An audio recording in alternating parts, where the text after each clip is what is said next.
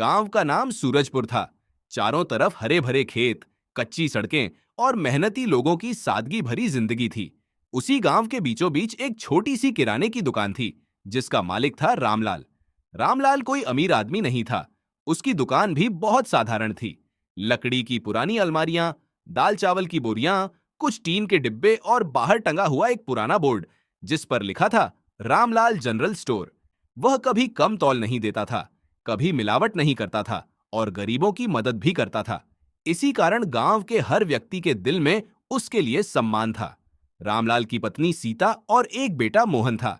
परिवार की आर्थिक हालत अच्छी नहीं थी।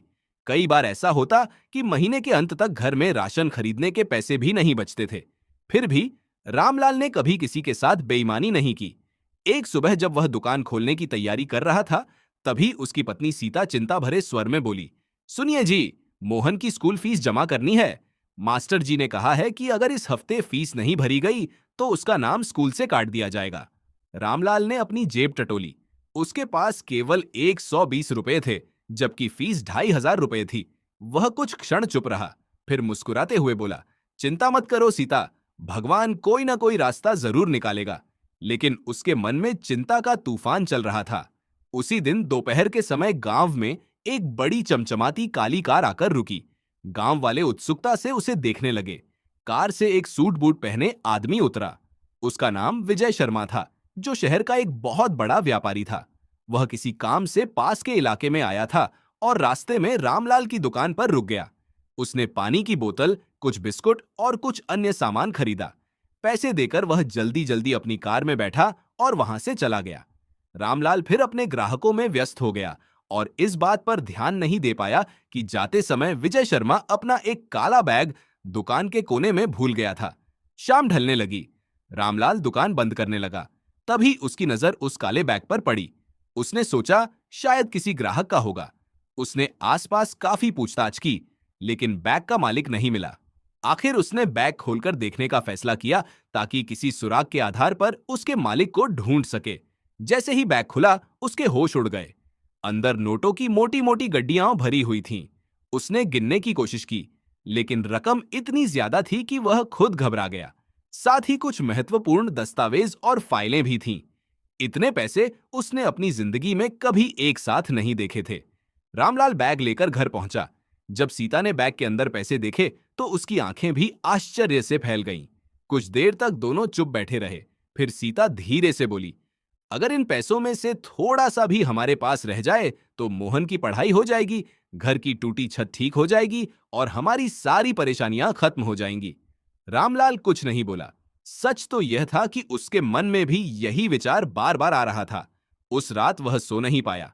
कभी उसे बेटे का भविष्य दिखाई देता, कभी बूढ़ी मां की दवाइयां याद आती और कभी घर की बदहाल हालत। लेकिन हर बार उसके दिल के अंदर से एक आवाज आती, जो तुम्हारा नहीं है, उस पर तुम्हारा कोई अधिकार नहीं है। अगले दिन गांव के एक आदमी श्यामू को बैग के बारे में पता चल गया। वह तुरंत रामलाल के पास पहुंचा और बोला, अरे रामलाल, इतनी बड़ी रकम जिंदगी में बार बार नहीं मिलती। भगवान ने खुद तुम्हारी मदद भेजी है, इसे रख लो। रामलाल ने शांत स्वर में कहा, नहीं श्यामू, यह किसी की मेहनत की कमाई है। श्यामू हंसते हुए बोला, ईमानदारी से आज तक कोई अमीर नहीं बना। रामलाल मुस्कुराया और बोला, लेकिन बेईमानी से कोई चैन की नींद भी नहीं सो पाया। रामलाल ने बैग में रखे कागजों को ध्यान से देखना शुरू किया। तभी उसे एक विजिटिंग कार्ड मिला। उस पर लिखा था, विजय शर्मा, शर्मा इंडस्ट्रीज, सुंदरनगर। अब उसे समझ आ गया कि बैग उसी व्यापारी का है जो कल उसकी दुकान पर आया था। उसने तुरंत फैसला किया कि वह खुद शहर जाकर बैग उसके मालिक को लौटाएगा। अगली सुबह वह बस पकड़कर सुंदरनगर के लिए निकल पड़ा। कई घंटों की यात्रा के बाद वह शर्मा इंडस्ट्रीज के बड़े से कार्यालय पहुंचा। उधर विजय शर्मा पिछले 2 दिनों से बेहद परेशान था। उस बैग में 10 लाख रुपए और करोड़ों रुपए के सौदे से जुड़े महत्वपूर्ण दस्तावेज थे। बैग खो जाने के कारण उसने पुलिस में रिपोर्ट तक दर्ज करवा दी थी। उसे अब कोई उम्मीद नहीं थी कि उसका बैग कभी वापस मिलेगा। जब रामलाल उसके ऑफिस में पहुंचा और बैग उसके सामने रखा, तो विजय शर्मा कुछ क्षणों के लिए स्तब्ध रह गया। उसने तुरंत बैग खोला। सारे पैसे सुरक्षित थे और सभी दस्तावेज भी सही सलामत थे। उसकी आंखें नम हो गईं। उसने आश्चर्य से पूछा, तुमने एक भी रुपया नहीं निकाला? रामलाल मुस्कुराकर बोला, साहब, जो मेरा नहीं है उसे रखने का हक भी मेरा नहीं है। विजय शर्मा रामलाल की ईमानदारी से बहुत प्रभावित हुआ। उसने तुरंत 5 लाख रुपये इनाम के रूप में देने की पेशकश की, लेकिन रामलाल ने विनम्रता से मना कर दिया। उसने कहा, मैंने केवल अपना कर्तव्य निभाया है। काफी आग्रह करने के बाद उसने सम्मान स्वरूप थोड़ी सी राशि स्वीकार कर ली और वापस गांव लौट आया। कुछ दिनों बाद अचानक विजय शर्मा कई ट्रकों और मजदूरों के साथ सूरजपुर गांव पहुंचा। पूरे गांव में हलचल मच गई। सभी लोग इकट्ठा हो गए।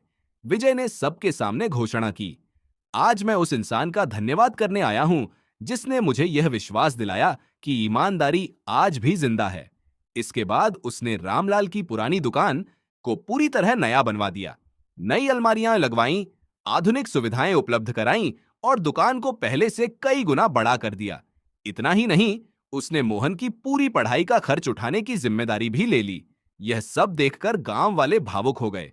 श्यामू, जिसने रामलाल को पैसे रखने की सलाह दी थी, शर्मिंदा होकर उसके पास आया और बोला, भाई, आज मुझे समझ में आया कि ईमानदारी का रास्ता कभी गलत नहीं होता। रामलाल मुस्कुराकर बोला, ईमानदारी का फल देर से मिलता है, लेकिन जब मिलता है तो जिंदगी बदल देता है।